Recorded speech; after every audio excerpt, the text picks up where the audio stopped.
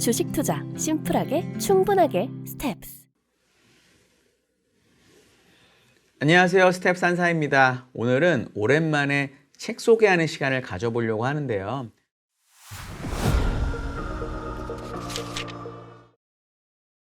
제가 11월 달에 어떤 책을 좀 말씀을 드렸나 보니까 투자의 대가, 그러니까 뭐 저 같은 이런 사람이 아니라 정말 대가, 이런 분들이 투자를 하는 과정에서 남들하고 다르게 남들이 좋다라고 하는 아닌 거를 투자하는 방식을 소개했던 두 권의 책을 제가 말씀을 드렸었어요. 이걸 이제 contrarian이라고 하는데, 이걸 제가 다시 한번 왜 강조를 드리냐면 저는 정말 중요하다고 생각하기 때문입니다. 최근에 누가 저한테 물어보더라고요. 우리 한 의원은 물론 책 보고도 공부하고 그동안의 지식 갖고도 뭐 리서치를 하겠지만 혹시 다른 사람의 의견을 들을 때 누구 의견을 많이 듣느냐, 누구 걸 많이 찾아보느냐 얘기를 하시더라고요. 저는 뭐라고 대답을 했냐면, 그때 특정한 사람을 내가 쫓지는 않는다. 그게 심지어 워렌 버핏이든 누구든 간에 그렇지는 않는다. 하지만 가장 중요한 원칙은 그 당시에 시장에 주류 의견이 있다면 그 주류 의견하고 다른 사람의 의견을 찾아보려고 노력한다. 예를 들어서 부동산이 있는데, 부동산이라는 시장이 있다고 생각해 보시죠. 부동산이 있는데 많은 사람들이 부동산이 좋을 거라고 얘기를 하면은 부동산이 안 될 것 같다고 얘기하는 사람 걸 굳이 찾아봅니다.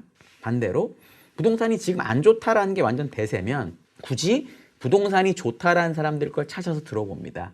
주식도 종목이든 업종이든 시황이든 다 마찬가지인 거죠. 그러니까 기본적으로 남들이 많이 모여있는, 영어로 이걸 crowded이라는 표현을 꼭 쓰는데 쪽에서의 기회도 있습니다. 잘하는 분들은 남들이 좋아하는 거를 더 사가지고 돈을 잘 버는 분들도 많아요. 충분히 가능하고 이것도 틀린 방법은 절대로 아닙니다. 좋은 방법인데, 일반적인 사람의 수준에서는 남들이 없는 쪽에서 기회를 찾는 게 시간은 걸리겠지만 조금 더 편한 경우가 많거든요. 그래서 제가 그 질문을 최근에 들었던 게 기억이 나고, 제가 보니까 바로 직전에 소개해드렸던, 약 4개월 전에 소개해드렸던 책이 그런 내용이어서 제가 다시 한번 강조를 했습니다. 오늘은 이런 약간 펀더멘탈한 거랑 또 완전 반대로 되는 책이긴 한데, 트레이딩 관련된 책으로는 제가 뭐 가장 좋거나 뭐 몇 번째로 좋다라고 생각하는 책인데요. 요겁니다. 제목은 뭐냐면 Way of the Turtle, 터틀의 방식이라는 책입니다. 요거는 지은이가 이제 커티스 페이스라는 사람인데, 이 사람이 왜 지은이가 됐는지가 중요한데, 70년대 전설적인 선물 투자자가 그 리처드 데니스라는 사람이 있었다라고 해요. 이 사람이 친구랑 이런 내기를 했다고 합니다. 이 트레이딩이라는 기술도 가르쳐서 돈을 잘 벌게 할 수 있는 거냐, 아니면 타고나는 거냐에 대해서 내기를 했다라고 하더라고요. 그래서 그 내기를 해보려면 어떻게 해야 될까요? 진짜 해봐야 되겠죠. 그래서 그 당시에 훈련생들, 그걸 이제 여기 이제 이 터틀이 훈련생들을 칭하는 말이었습니다. 그러니까 이 터틀들을 뽑아가지고 훈련을 시켜서 과연 돈을 버는지를 알아보자라고 했던 거죠. 이 커티스 페이스 지은이가 이 터틀 1기라고 합니다. 1기인데 무려 3,100만 달러, 되게 지금도 큰 돈인데요. 3,100만 달러는 그 옛날에는 훨씬 큰 돈이었죠. 무려 3,100만 달러를 훈련 기간에 벌어서 리처드 데니스한테 줬다라는 겁니다. 그러니까 너무 훌륭하게 훈련을 잘 받고 돈을 잘 번 사람이기 때문에 1기에서 이 책을 쓰기에 정말로 적합했다라는 거죠. 그래서 이 책을 썼다라고 저는 봅니다. 전 이 책을 다 읽었고 2번 정도 읽었고요. 내용이 진짜 많아요. 좋고 많은데 이제 요거를 짧은 시간에 말씀드리고 싶어서, 물론 읽어보실 분들 꼭 읽어보시고요. 제가 3가지로 이거를 요약을 해서 가져왔습니다. 첫 번째는 뭐냐면, 가장 중요한 것 중에 하나인데 리스크하고 자금 관리입니다. 자금 관리에 대해서 먼저 얘기를 할 건데, 이 책에서 시종일관 강조하는 게 있습니다.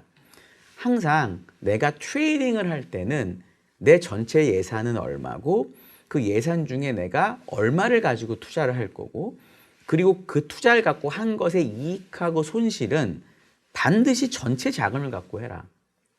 100원을 내가 자금을 투자를 하고 있는데 50원 주식을 샀다. 그럼 50원에 10%면 5원이잖아요. 근데 이 5원을 10%로 생각하지 말고 100원에 5%로 이런 식으로 생각을 하라는 거죠. 이익이든 손실이든. 그게 자금 관리의 기본이라는 거고요.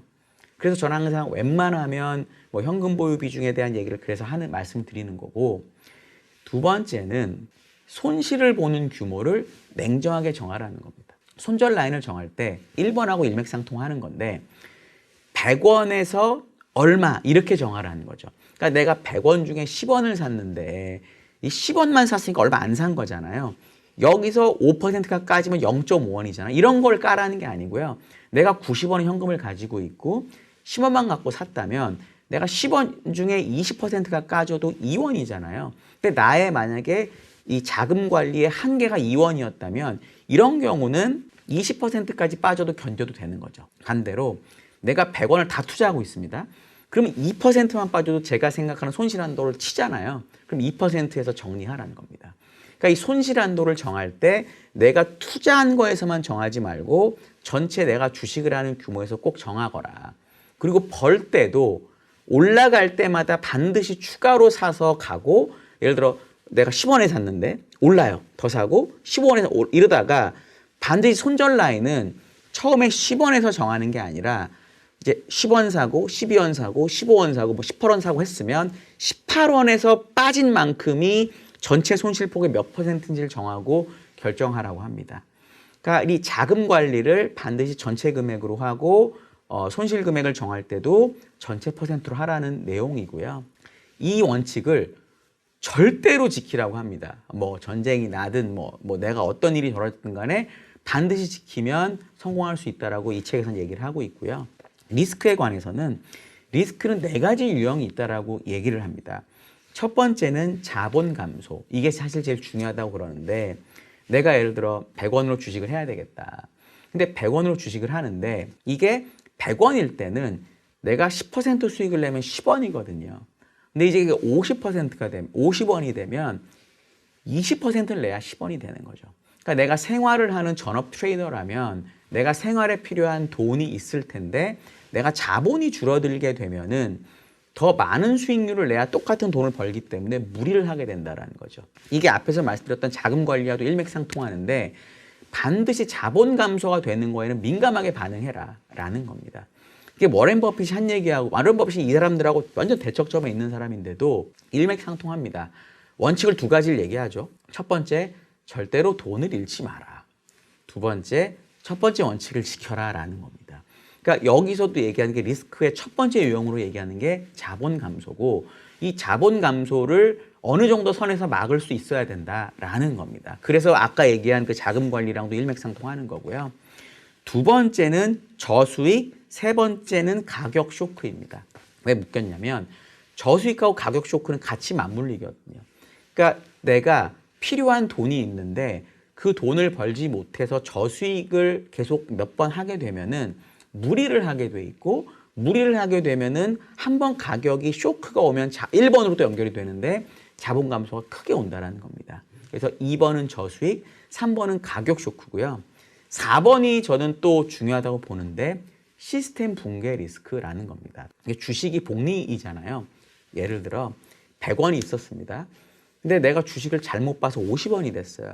근데 50원으로 견디기라도 하고 있으면 나중에 다시 잘 봐서 이게 2배, 3배 나면 더 벌 수 있잖아요.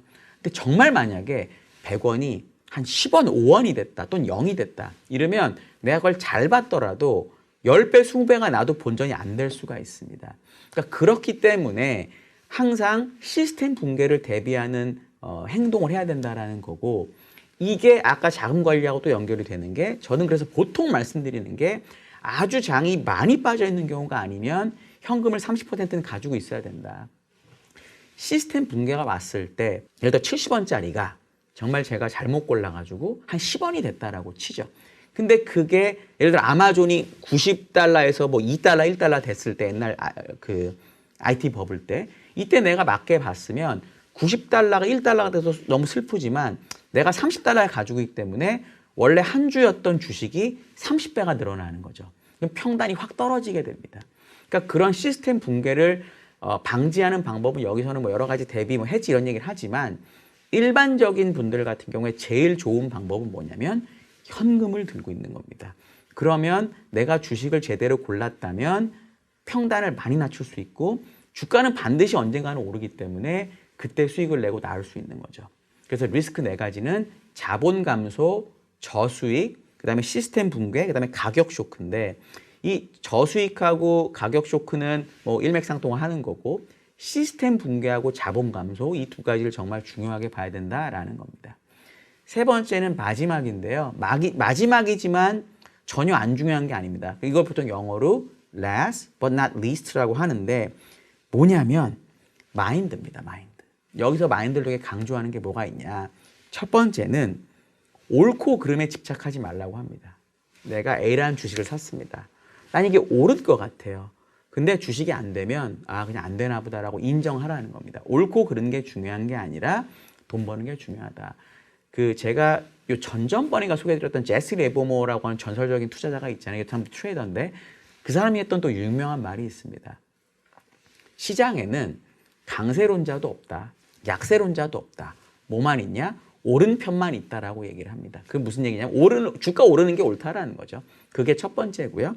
두 번째는 1번하고 또 연결이 되는 건데 과거에 집착하지 말라고 합니다. 그러니까 내가 예를 들어 뭐 이 주식을 10원에 샀으면 20원이 됐을 텐데 라든지 내가 팔았는데 더 올라서 너무 손해 이런 생각하지 말라는 거죠. 과거는 끝내고 새로운 기회를 찾아서 돈을 벌도록 해라라는 겁니다. 세 번째는 이건 저는 절대 동의하지 않는데 어느 정도는 이게 필요하다고 저는 보지만 이 사람들은 트레이더이기 때문에 뭐라고 얘기하고 있냐면 절대로 미래를 예측하려고 하지 말라라는 겁니다. 지금 있는 현상을 받아들이고 지금 현상에서 내가 보기에는 돈을 버는 방향이라고 생각하는 쪽으로 대응을 하는 거지 장기 미래를 예측해서 뭔가 투자하려고 하지 말라라고 주장을 합니다. 이게 결국 또 네 번째랑 연결이 되는데 네 번째는 뭐냐면 모든 투자 기회는 확률로 생각하라는 겁니다. 그러니까 all or nothing이 아니라 A, B, C, D, E가 있으면 A는 확률적으로 내가 보기, 여기 물론 당연히 투자자의 생각이죠. 높은 확률인 거고 이 A라는 게 높은 확률로 돈을 벌어줄 것 같으면 A를 가라는 겁니다. 100%라고 생각하지 말고. 근데 확률이 높았는데도 낮은 확률이 발생할 수도 있잖아요. 그럼 빨리 다시 1번으로 돌아가는 거죠. 과거에 집착하지 말고 뭐 이렇게 해라. 그럼 바로 다른 데로 옮겨라. 이렇게 얘기를 하고 있습니다. 확률이 중요한 이유가 뭐냐면 예를 들어 뭐 워렌 버핏이든 뭐 누구든 간에 100% 맞추는 사람이 없는 거예요. 그러니까 이 증권업계의 전문가라고 하는 분들에 대한 신뢰가 별로 높지 않은 물론 저를 포함합니다. 높지 않은 이유가 이거는 사회과학이고 그냥 일반 과학이 아니기 때문에 아무리 잘하는 사람도 절반 이상을 맞추는 게 매우 어렵습니다. 야구로 치면 타자랑 비슷한 건데요. 그렇기 때문에 그런 거거든요. 그러니까 이런 초전문가들, 이 트레이딩으로 정말 대박을 낸 사람들도 뭐라고 얘기를 하고 있냐면 투자 기회를 확률로만 보라라는 겁니다. 그렇게 하시게 되면은 트레이딩을 하지 않고 좀 장기 투자하시는 분들도 마음이 훨씬 편하다. 그래서 아까 얘기 드렸던 현금 보유의 중요성이 다시 한번 나오게 된다라고 저는 생각을 합니다. 이 세 가지 내용 외에도 뭐 인지적 편향에 대한 부분, 그다음에 마인드에 대한 부분, 그리고 자금 관리 리스크에 대한 부분 다 나오는데 요거 말고도 정말 중요한 부분이 많아요. 뭐 지지 저항이라든지 뭐 우위 함수를 계산하는 방법이라든지 이런 게 많은데 이런 거는 요 내용을 어느 정도 이해하시고 다음 단계로 보시면 좋을 것 같아요. 책에 다 있으니까 책을 한번 꼭 보셨으면 좋겠습니다. 요 책 한번 읽어보시고 뭐 감상이나 또는 제가 한 얘기 중에 이거는 좀 다른 거 아닐까요? 라고 생각하신 부분 있으시면은 꼭 댓글을 달아주시면 저도 보고 답변 드리겠습니다. 감사합니다.